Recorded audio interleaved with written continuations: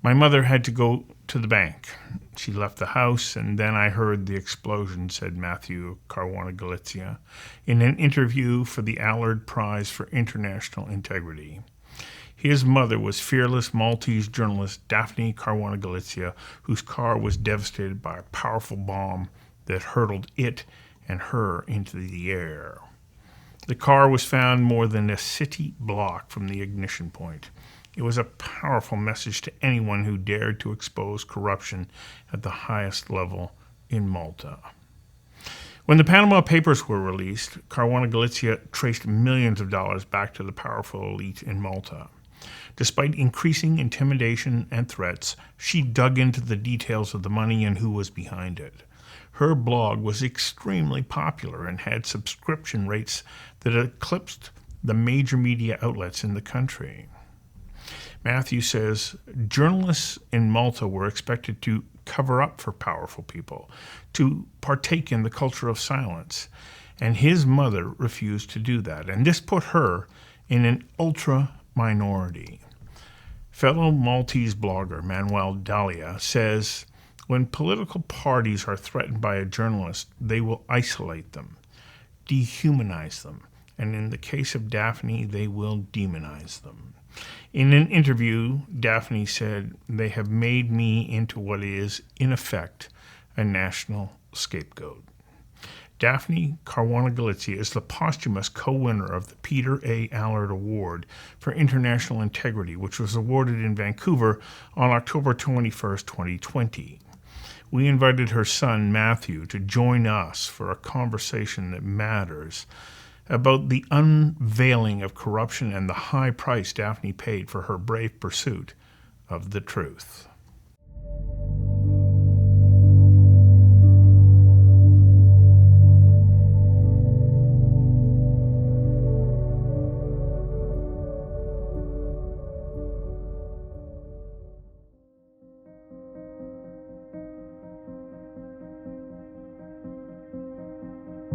Journalists here were expected to sort of cover up for powerful people, to partake in the culture of silence, and my mother refused to do that. This really put her in a sort of ultra-minority. For decades, she was the #1 voice that encapsulated the success of a woman going against everything. She had hundreds of thousands of readers. She just blew the newspapers out of the water. When political parties are threatened by a journalist, they will isolate them, they will dehumanize them. In the case of Daphne, they will demonize them. They have made me into what in effect is a national scapegoat. And this has gone on for 30 years. Political parties here perversely own television stations. Therefore, most people get their information from political parties. People have no idea of how she was targeted so viciously.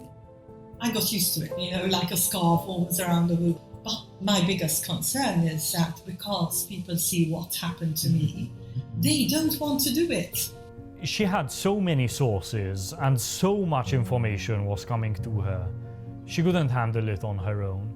She was the source of so much information that was about to bring the reputation of our country down in tatters. When the Panama Papers broke, most journalists in Malta took it at face value.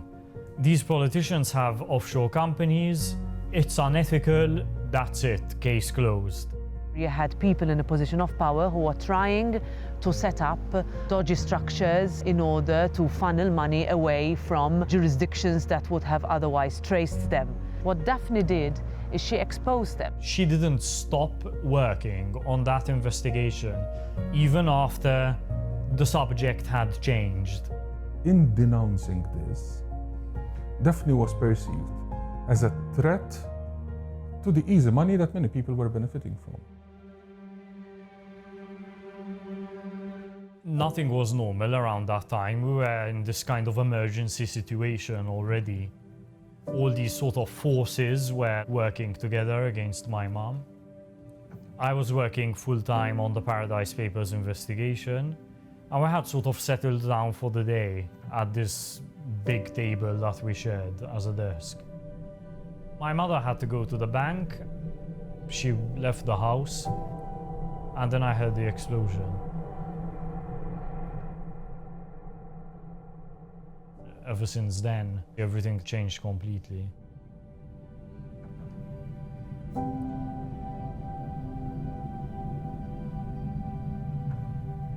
Within the first hour of her death, they had started putting up an incredible fight to defend her work. Suddenly, we had to transform ourselves into a kind of advocacy organization. Before that, we were just people trying to, live our lives. Today I am reminded that no matter what happened to Daphne, no matter how hard certain forces will work to suppress or distort her work, even in death, she lives on. Daphne lives on in my 3 sons, who have so much of her strength and integrity. She lives on in the people who choose to protect her legacy. The immediate reaction we had was, we've got to make sure this doesn't fade away. This is why it's been so important to us, even on a personal level, that, civil society movement emerged, because imagine doing all that on our own. Change, societal, cultural, political, far-reaching and meaningful change requires a critical mass of people who are prepared to actively participate in the shaping of their own future, that of their children and this country. Simply agreeing is not enough. We must do. Because if not us, then who? This was more than a year after the Panama Papers. All that evidence of corruption had been published and nothing happened. And this investigation into money laundering and corruption ultimately led to her murder. Whoever wanted to kill Daphne didn't only want to achieve her death. They also wanted to achieve the end of her investigations. They also wanted to secure their own impunity. It's only by force that there is going to be any investigative work done. Justice for Daphne is not just about jailing her murderers. It's about justice for her stories, which is that all the people she exposed, they have to face justice too. It is very important that they stay exposed, because Daphne, unfortunately, was very well known in Malta, but she only became a big star of the anti-corruption movement internationally when it was too late for her. People in power, at best, stood by while she was killed. At worst, helped in getting her killed. There are many powerful, violent, dangerous, corrupt people who are fighting back against us. If there's more impunity, our lives are going to continue to be in danger. So for me, it's really a question of life and death, as it was for my mother.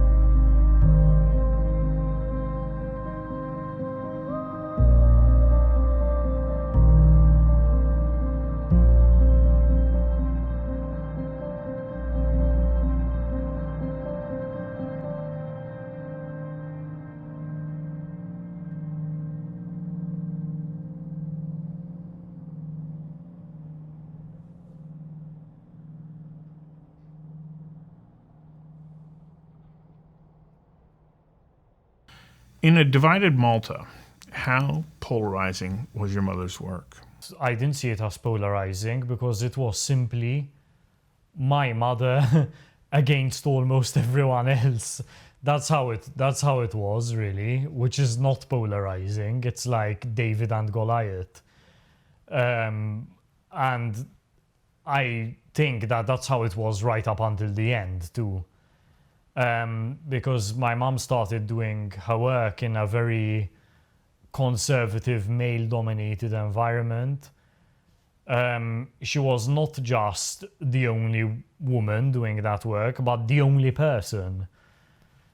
And this really put her in a sort of ultra-minority. And it's work that would have been normal in any other country. It would have been normal in Canada, in the UK, in Germany, wherever. It was just in Malta that it was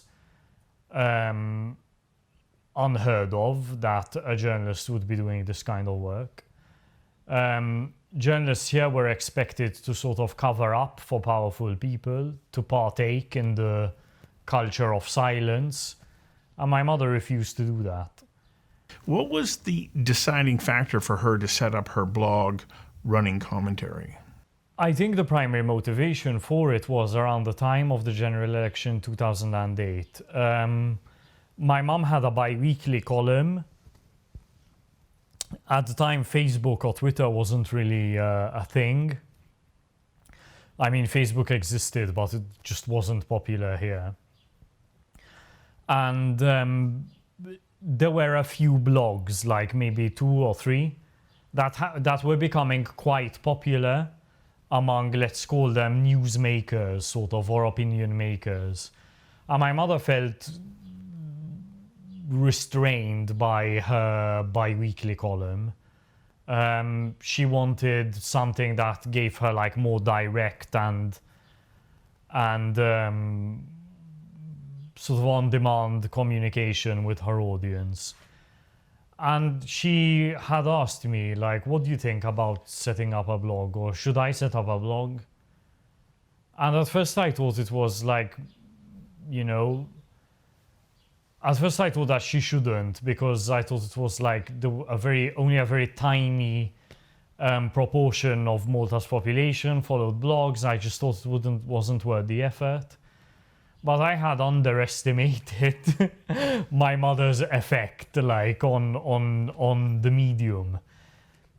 So then eventually I said, okay, fine, like let's set up a blog, and I set it up for her. And as soon as she started publishing this blog, suddenly she had tens of thousands of readers.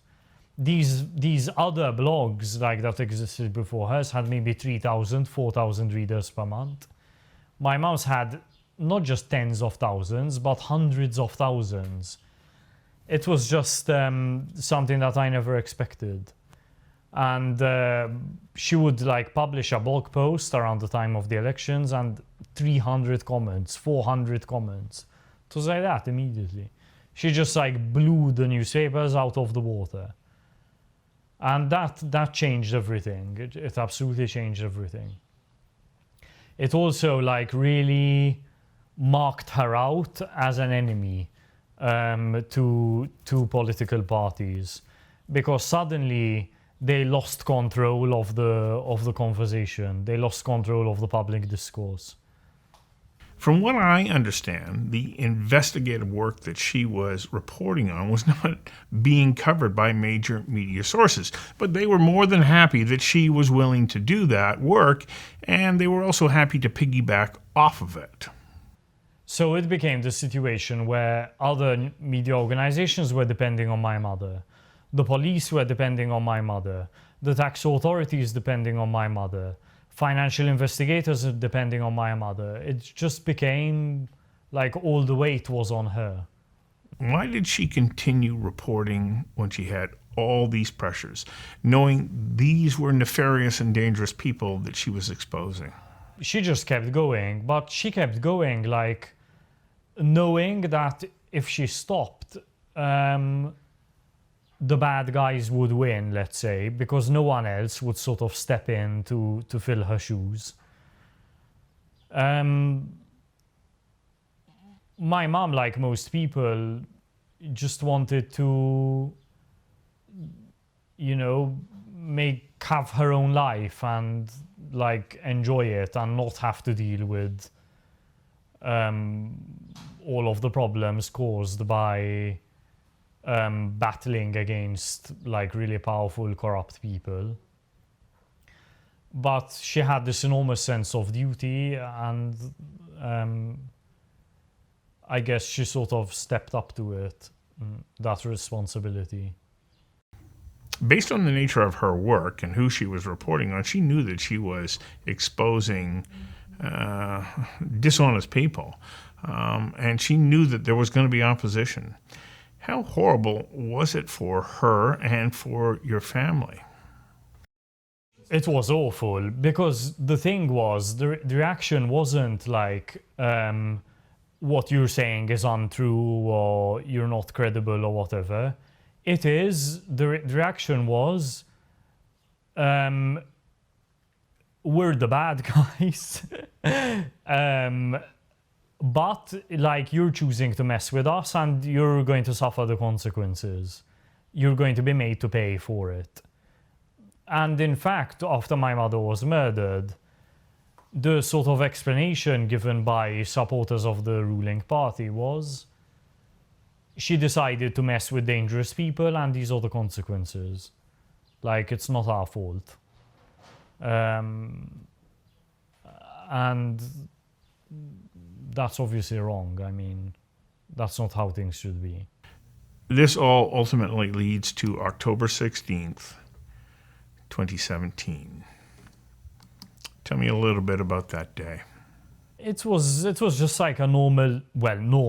I mean, nothing was normal around that time. We were in this kind of emergency situation already. Things were really bad. All these sort of forces were like working together against my mom. I was working full-time on the Paradise Papers investigation, and we had sort of settled down for the day at this big table that we shared as a desk. My mother had to go to the bank, and that was basically the last thing that happened. She left the house, and then I heard the explosion, and that was it. I mean, ever since then, obviously everything changed completely. Just hours after your mother's murder, you and your family came together and fought for and demanded an investigation. Why was it important that you pressed for a full investigation? Yes, we realized that straight away. I mean, first of all, this was more than a year after the Panama Papers. All that evidence of corruption had been published and nothing happened. And so automatically, my attitude was, nothing is going to happen with the murder investigation either. It's only by force that there is going to be any investigative work done. And so we knew that we had to create as much pressure as possible for the investigation to be done properly. And what steps needed to be taken? Advocacy. Suddenly, my brothers, my father, my mother's sisters, and I had to transform ourselves into a kind of advocacy organization. Do we know who the people are that were involved in your mother's murder? Jürgen Fenech, who is one of the people involved in this money laundering scheme, who promised to pass on money to the shell companies owned by officials. This is a bribe. Is the person charged with the murder. And we do believe that, yes, he is the person who commissioned my mother's murder. There are other people around him that also need to be charged, that participated in the kickback scheme that ultimately led to my mother's murder. Up to the point of her murder, there were 54 liable cases against your mother. It's totally obscene. And some of them were even criminal libel cases. So the objective was actually to send my mother to jail. Are those libel cases still active? Yes, the majority of them are. Mm-hmm. There are, I think, 30 left. It's just insane that under Malta's system, the family we inherit them. So if we've inherited all of the civil libel cases that have been filed against my mother, there were 46 in total civil cases. We inherited every single one of those. Some were dropped, others we won. There are now 30 left. And most of them were filed by officials. And how is the case progressing? Not well. I mean, the work we're doing is important and we're making progress, and really there's no other choice for us.